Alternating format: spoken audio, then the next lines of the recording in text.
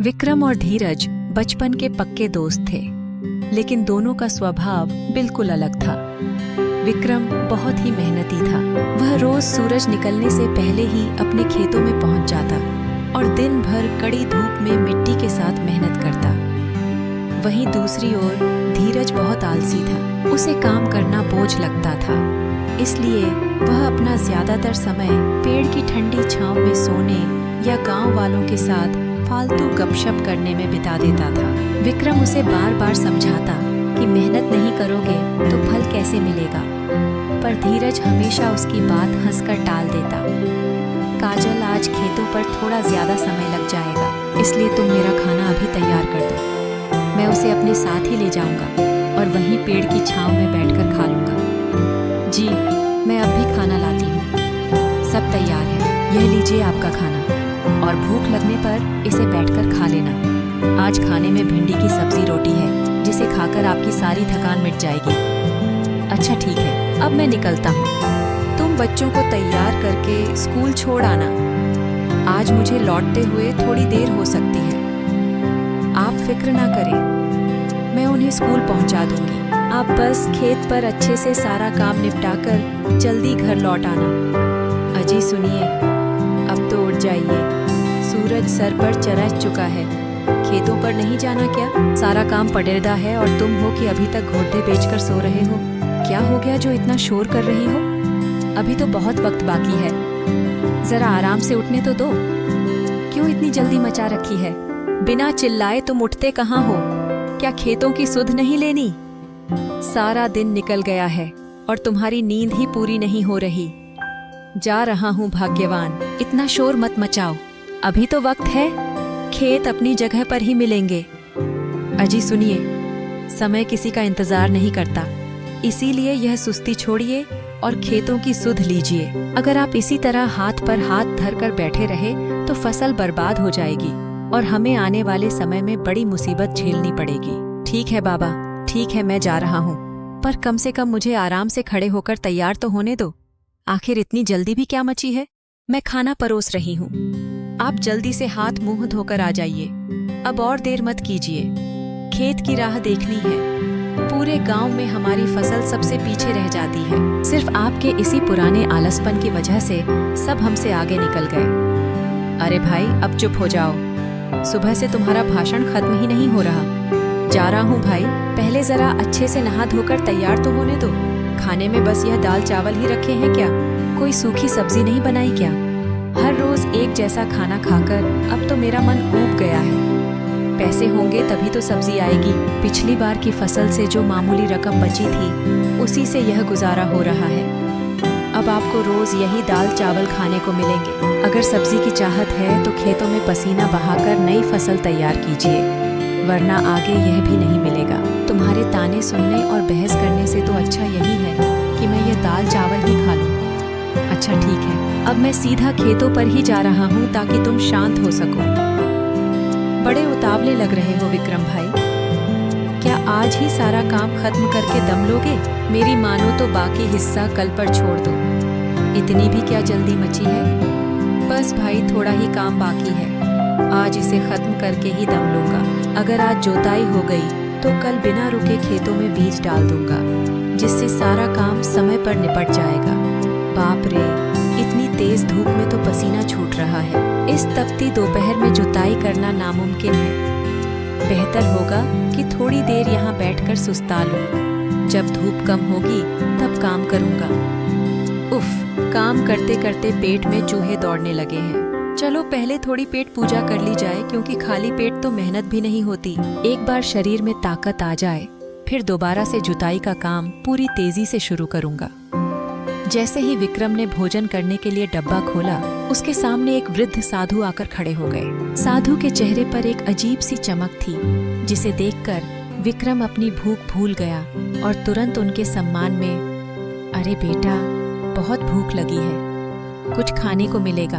महाराज, मैं तो एक साधारण किसान हूँ, पर आज घर से भिंडी की सब्जी लाया हूँ। यह भोजन बहुत ही सादा है, लेकिन अगर आप इसे खा लेंगे तो मुझे बहुत खुशी होगी। कृपया इसे स्वीकार करें। अरे विक्रम के पास यह कौन बैठा है? इनका चेहरा तो किसी तेजस्वी दिव्य पुरुष जैसा चमक रहा है। चलो पास जाकर ही देखते हैं। सादर प्रणाम साधु महाराज, हमारे खेतों में आपका स्वागत है। सदा खुश रहो बेटा, ईश्वर हमेशा तुम्हारा कल्याण और मंगल करे। तुम जीवन में बहुत उन्नति प्राप्त करो। महाराज यहाँ पधारिए, मैंने आपके बैठने के लिए छाया में एक अच्छा आसन बिछा दिया है। अब आप यहाँ आराम से बैठकर खाना खा लीजिए। लेकिन बेटा, अगर मैं तुम्हारा यह सारा भोजन कर लूँगा तो फिर तुम दोपहर में खुद क्या खाओगे? क्या तुम भूखे रहकर काम कर पाओगे? बाबा, आप बस भोजन का आनंद लीजिए, मैं कुछ समय बाद घर जाकर अपनी भूख मिटा लूँगा। आप इसे खाकर मुझे सेवा का मौका दीजिए। महाराज, मेरी पत्नी के हाथ के बने ये स्वादिष्ट दाल चावल भी आप खा लीजिए, वो बहुत अच्छा खाना बनाती है। इसे खाकर हमें सेवा का मौका दें। बच्चा, तुमने बड़े प्रेम से खिलाया है।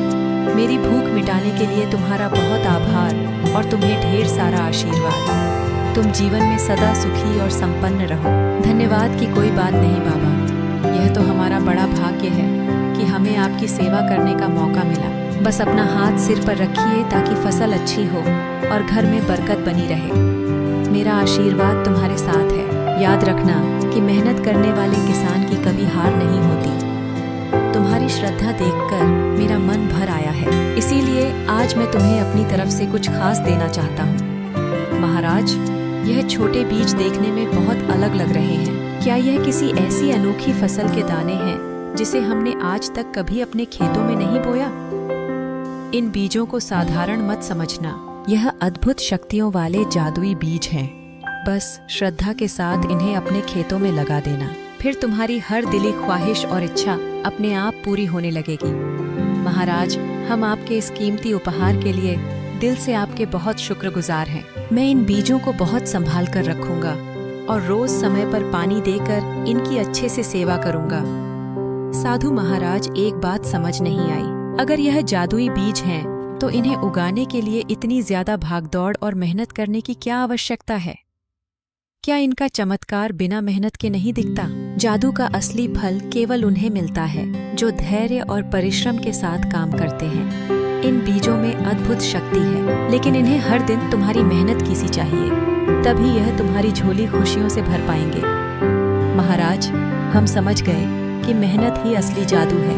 हम इन कीमती बीजों की खूब सेवा करेंगे और रोज नियम से इन्हें पानी देकर एक सुंदर फसल तैयार करेंगे। ठीक है बेटा, अब मुझे आगे की यात्रा पर निकलना है, तो अब मैं यहाँ से विदा लेता हूँ। ईश्वर तुम पर अपनी कृपा बनाए रखे और तुम्हारी मेहनत सफल हो। महात्मा जी से जादुई बीज लेने के बाद विक्रम और धीरज खुशी खुशी अपने घर की ओर निकल पड़े। चलते चलते दोनों के मन में उन बीजों को लेकर ढेरों बातें चल रही थी। दोनों के रास्ते लंबे थे, लेकिन उनके दिमाग में सुनहरे भविष्य के सपने तैर रहे थे। देखो धीरज, हमें बहुत अनमोल भेंट मिली है। अगर हम इन्हें पूरी मेहनत से पालेंगे तो हमारा भाग्य बदल जाएगा। मैं तो बिना देर किए कल ही इन्हें मिट्टी में बोने की तैयारी करूंगा। फसल की सुरक्षा के लिए मुझे सुबह जल्दी उठना होगा। अरे विक्रम, तुम बेकार में चिंता कर रहे हो। जादू को कभी मेहनत या पानी की प्यास नहीं होती। यह चमत्कारिक दाने अपने आप जमीन से बाहर आएंगे और देखते ही देखते फल देने लगेंगे। जादुई चीजों को इंसानी मेहनत की भला क्या जरूरत? देखो भाई, बिना परिश्रम के कुछ मिलना असंभव है। भले ही यह बीज जादुई क्यों ना हो, मैं अपनी फसल के साथ कोई खिलवाड़ नहीं करना चाहता। इसीलिए मैं हर दिन धूप में तप कर इन बीजों को सींचूंगा। मेहनत का कोई विकल्प नहीं होता। इतना कहकर दोनों अपने अपने रास्तों पर निकल गए। घर पहुंचते ही उन्होंने अपनी पत्नियों को पूरी कहानी विस्तार से सुनाई और उन जादुई बीजों के बारे में सब कुछ विस्तार से बताया। दोनों घरों में कौतूहल और उम्मीद का माहौल था।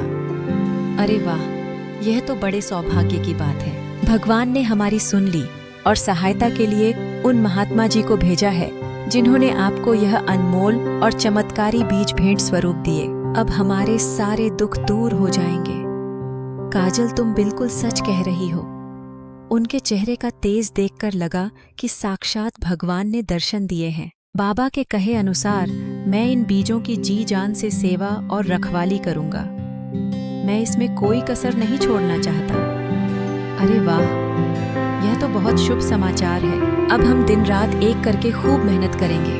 आप बिल्कुल भी देर मत करना और कल सवेरे ही इन बीजों को खेत की मिट्टी में रोप देना। अरे हाँ, तुम इतनी उतावली क्यों हो रही हो? मैं कल सुबह सवेरे ही जाकर इन बीजों को खेत में बो दूंगा। इतनी भी क्या जल्दी है? बीज तो हमारे पास ही है।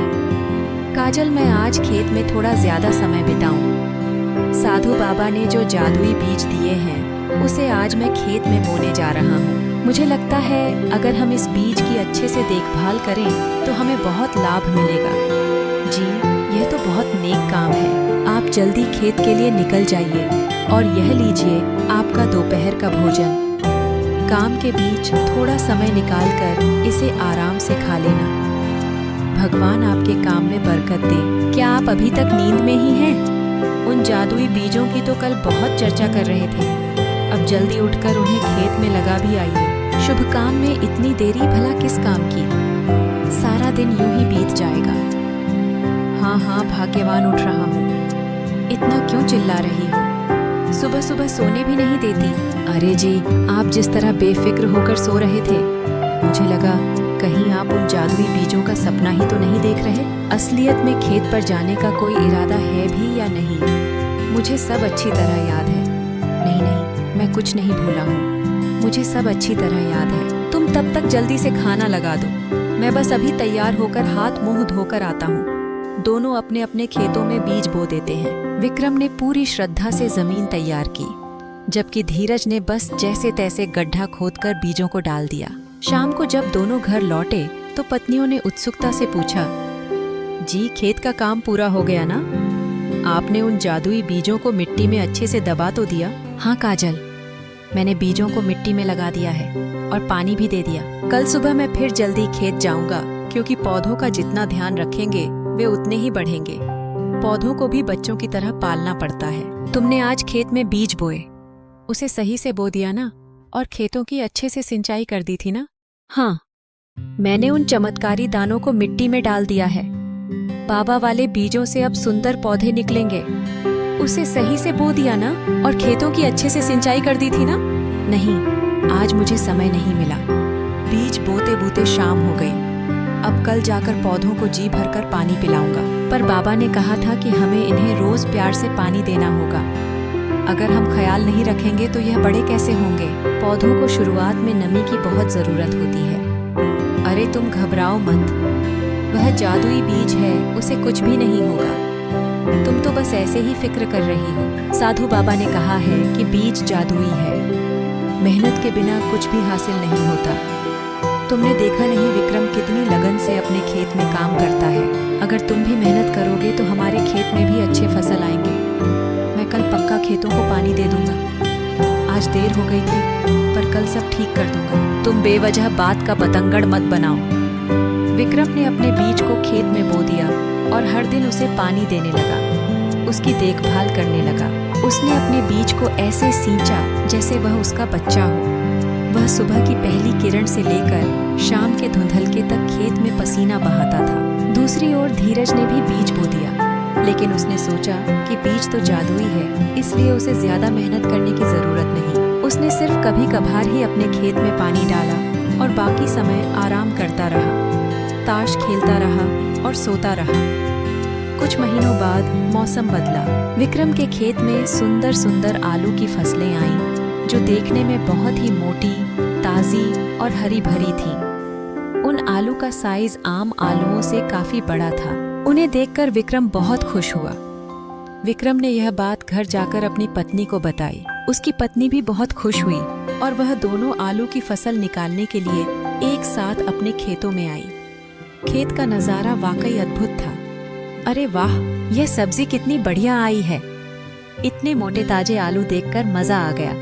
चलिए इन्हें टोकरी में भर लेते हैं, ताकि आप इन्हें बाजार जाकर अच्छे दामों में बेच सकें। हमारे दिन अब बहरने वाले हैं। दोनों मिलकर आलू तोड़ने लगे और जल्द ही उनकी टोकरी भर गई। तभी उसकी पत्नी ने पीछे मुड़कर देखा तो हैरान रह गई, क्योंकि जहाँ से आलू तोड़े थे वहाँ फिर से नया आलू उग आए थे। यह देखकर काजल की आंखें फटी की फटी रह गईं। देखो जी, यह क्या जादू है। इन पौधों से जितने आलू तोड़ो उतने ही वापस आ जाते हैं। सच में हमारे खेत में तो कभी ना खत्म होने वाली फसल उगा आई है। यह तो जादुई चमत्कार है। देखो काजल, यह असली जादू है। अभी इतने फल तोड़ने के बाद भी खेत फिर से ताजे आलू से भर गया है। महात्मा जी की कृपा और हमारी मेहनत रंग लाई है। जी, हमारी किस्मत बदल गई। अब हम इन ताजे आलू को बाजार में बेचेंगे और खूब सारे पैसे कमाकर सुख से रहेंगे। अब हमारे बच्चे भूखे नहीं सोएंगे। उधर धीरज के खेत का हाल इसके बिल्कुल विपरीत था। धीरज के खेत में सिर्फ छोटे छोटे पौधे ही दिखे और उनमें कोई सब्जी नहीं थी। चारों तरफ सूखी मिट्टी और खरपतवार उगे हुए थे। अपनी सूखी फसल को देखकर धीरज बहुत हैरान और परेशान हो गया। वह अपने सिर पर हाथ रखकर बैठ गया। अरे, यह बीज तो जादुई थे ना? फिर इनमें फसल क्यों नहीं आए? लगता है उन अर्शदेव ने मुझे धोखा दिया है। हमें झूठ बोला कि यह बीज जादुई है, बल्कि यह तो एक साधारण बीज है। मेरे साथ छल हुआ है। तभी धीरज की नजर विक्रम के खेतों पर जाती है। विक्रम का खेत आलू की फसलों से लहलहा रहा था, जिसे देख धीरज विक्रम के पास आया। धीरज बड़बड़ा रहा था। अरे, तुम्हारे आलू इतने सुंदर कैसे हैं? मुझे पक्का यकीन है कि उन महाराज ने मेरे साथ भेदभाव किया और तुम्हें अच्छे बीज दिए। उन्होंने मुझे खराब और तुम्हें चमत्कारी बीज सौंपे। दोस्त साधु महाराज ने हमें जादुई बीज तो दिए थे, लेकिन उन्होंने कहा था कि उन्हें प्यार और मेहनत से सींचना होगा। मैंने हर दिन अपने बीज की देखभाल की, उसे पानी दिया, उसकी मिट्टी को ठीक किया और इसी कारण मेरी फसल इतनी सुंदर और फलदार हुई। और तुम्हें तो मैंने कभी खेतों में ढंग से काम करते हुए देखा ही नहीं, तो शायद इसी वजह से तुम्हारी फसल इतनी अच्छी नहीं आई। जादू भी कर्म मांगता है भाई। धीरज को अब अपनी बड़ी गलती का एहसास हो गया था। उसकी आंखों के सामने अपनी सारी लापरवाही तैर गई। उसने समझ लिया कि बिना मेहनत के जादू भी काम नहीं करता। प्रकृति केवल उसी को फल देती है जो पसीना बहाता है। अरे नहीं, मैंने यह क्या कर दिया? यह बीज तो सच में जादुई है। मैंने इन बीजों का ढंग से ध्यान नहीं दिया, इसलिए इन्होंने मुझे फल भी नहीं दिया। यह सब मेरी ही गलती है। अगर मैंने इन बीजों का अच्छे से पालन पोषण किया होता तो आज मेरे भी खेतों में विक्रम के खेतों की तरह फसलें लहरा रही होती। पर मेरी आलसपन की वजह से आज मेरे हाथ कुछ नहीं लगा। मैंने अपने ही पैरों पर कुल्हाड़ी मार ली। यह कहानी हमें सिखाती है कि लगन और परिश्रम ही असली जादू है। जीवन में कोई भी चमत्कार बिना कर्म के संभव नहीं होता। जो इंसान अपने काम से जी चुराता है, उसे अंत में केवल पछतावा ही मिलता है। यह कहानी अगर आपको पसंद आई हो तो इसे लाइक जरूर करें। अपनों को जागरूक करने के लिए इस वीडियो को शेयर करें और ऐसी ही प्रेरणादायक कहानियों के लिए हमारे चैनल को सब्सक्राइब करें।